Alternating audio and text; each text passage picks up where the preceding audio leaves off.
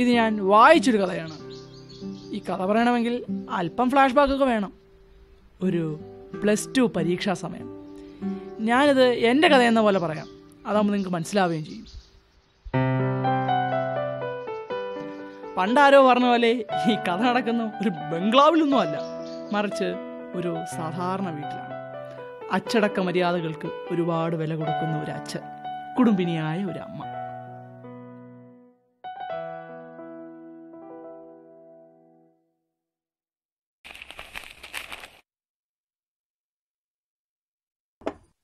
പിള്ളേർ വല്ലതും പഠിക്കുന്നുണ്ടാവോ ആവോ?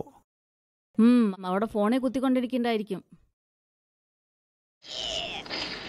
പഠിത്തത്തിൽ സാമാന്യം നല്ലപോലെ ഉഴപ്പുന്ന ഒരുവനാണ് ഭാനു.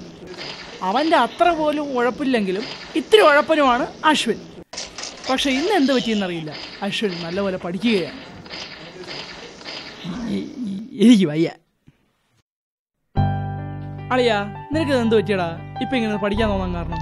എടാ, ഈ പരീക്ഷ സമയത്ത് 4 ലക്ഷം പിടിച്ച് പാസ് അവൻ ആർക്കാട് ആഗ്രഹമില്ലാത്തത്. അയ്യോ, പിന്നെ കുറെ പേര് കാണും ഈ തലേദിവസം ഇന്ന് പഠിച്ച എന്ത് തലേക്കറിഞ്ഞ എനിക്ക് വിശക്കുന്നു, വല്ലതും കഴിക്കാൻ താടേ. ആ ചിരി കണ്ടാൽ തന്നെ അറിയില്ലേ എന്തോ ഒരു കള്ളത്തരം ഉണ്ടെന്ന്.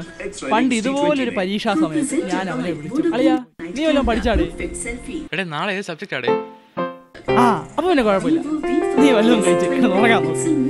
Good night. പഠിക്കാനും സമ്മതിക്കൂല. നമ്മുടെ ഇടയിൽ ചില കൂട്ടുകാരെങ്കിലും ഇങ്ങനെ കാണില്ലേ? നിനക്കൊന്ന് പഠിച്ചൂടാ. എടാ, എന്നോട് എത്ര പേര് ചോദിച്ചുള്ള ചോദ്യമാണ് ഇതെന്നറിയാവോ? നിന്നോടായതുകൊണ്ട് ഞാൻ അങ്ങ് ഉത്തരം പറയാം. എടാ, ഒരു വർഷത്തിൽ 365 ദിവസമുണ്ട്. അതിൽ 52 ദിവസം ഞായറാഴ്ചകളാണ്. അതിൽ 311 ദിവസം ബാക്കി. 50 ദിവസം അവധി തരുമ്പോൾ ബാക്കി വരുന്നതോ 261 ദിവസം. ഇതിൽ നിന്നും 8 മണിക്കൂർ ദിവസം കിടന്ന് ഉറങ്ങുകയാണെങ്കിലും 2 മണിക്കൂർ കഴിക്കുകയാണെങ്കിലും 1 മണിക്കൂർ ദിവസം കുളിക്കുകയാണെങ്കിലും 1 മണിക്കൂർ സംസാരിക്കുകയാണെങ്കിലും ബാക്കി വരുന്നതോ 81 ദിവസം. 35 ദിവസങ്ങളിൽ പരീക്ഷ. ബാക്കി വരുന്ന 46 ദിവസങ്ങളിൽ 40 ദിവസം ഉത്സവങ്ങൾ, സിനിമ, പനി തുടങ്ങിയ കലാപരിപാടികൾ. ബാക്കി വരുന്ന 5 ദിവസം. അപ്പോഴും ബാക്കി വരുന്ന 1 ദിവസം. ആ ഒരു ദിവസത്തിന്റെ പ്രത്യേകത എന്താണെന്ന് അറിയാമോ? ഇല്ല. എടാ, നമ്മുടെ ബർത്ത്ഡേ, പിറന്നാൾ. അതിന്റെ ഇടയിൽ കൂടെ ഒന്ന് പഠിക്കുന്ന പറഞ്ഞാൽ എങ്ങനെ ശരിയാവൂടെ? അതും ശരിയാണ്. ഓ ഭാഗ്യം, വാട്സാപ്പ് കോമഡിയാണെന്ന് അവന് മനസ്സിലായില്ല. അതൊന്നുമല്ലടാ, നിനക്കറിയാവുന്നതല്ലേ, ഒരുപാട് നാളായിട്ട് എൻ്റെ ഒരു സ്വപ്നമാണെന്ന് എനിക്കൊരു ബൈക്ക് വാങ്ങിക്കണമെന്ന്. ഞാൻ അമ്മയുടെ അടുത്ത് പറഞ്ഞിട്ടുണ്ട് ഫുൾ A+ ഒക്കെ വാങ്ങിക്കാമെന്ന്. അമ്മ അച്ഛൻ്റെ അടുത്ത് സംസാരിക്കാമെന്നും പറഞ്ഞിട്ടുണ്ട്. അടിപൊളി. ഫുൾ A+ നടക്കില്ല. അതെ, അവനൊരു ബൈക്ക് വാങ്ങിച്ചു കൊടുത്തുകൂടെ? പാവം, കുറേ നാളായിട്ട് പറയല്ലേ. അവൻ പഠിച്ച് നല്ല മാർക്ക് മേടിക്കാന്നൊക്കെ പറയുന്നുണ്ട്. നോക്കട്ടെ, അവനാദ്യം പഠിക്കട്ടെ. അവനന്ന് ഫുൾ A+ ആയിരുന്നു. അവൻ കരുതിയ പോലെ അവൻ്റെ അച്ഛൻ അവനൊരു സമ്മാനമൊക്കെ കൊടുത്തു. പക്ഷേ അത് അവൻ വിചാരിച്ച പോലെ ഒരു ബൈക്കൊന്നുമല്ലായിരുന്നു.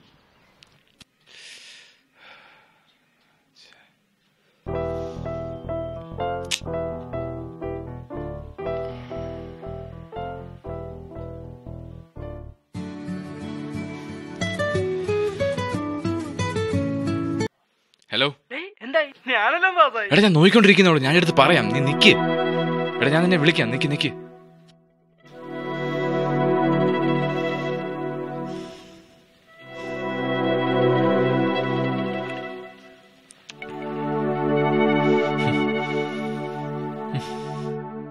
എന്തായടാ?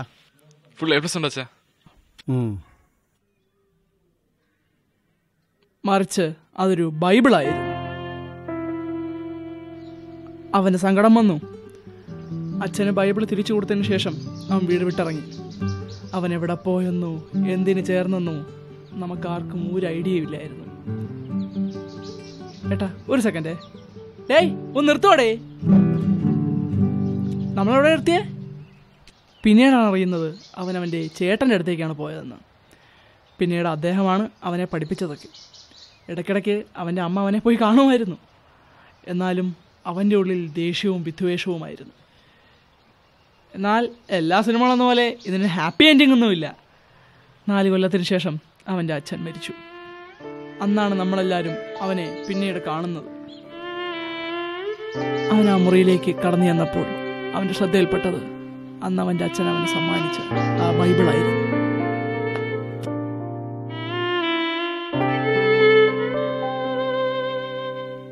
അവനത് തുറന്നു നോക്കിയപ്പോൾ അവന് ഏറ്റവും ഇഷ്ടപ്പെട്ട ബൈക്കിന്റെ കീ അതിൻ്റെ അകത്ത് കണ്ടു. അപ്പോഴാണ് അവൻ മനസ്സിലായത് അവൻ്റെ അച്ഛൻ അവന് കരുതി വെച്ചിരുന്ന സമ്മാനം ആ ബൈബിളിനകത്തായിരുന്നു. കൊള്ളാലടോ, നമുക്കിത് സിനിമയാക്കാം.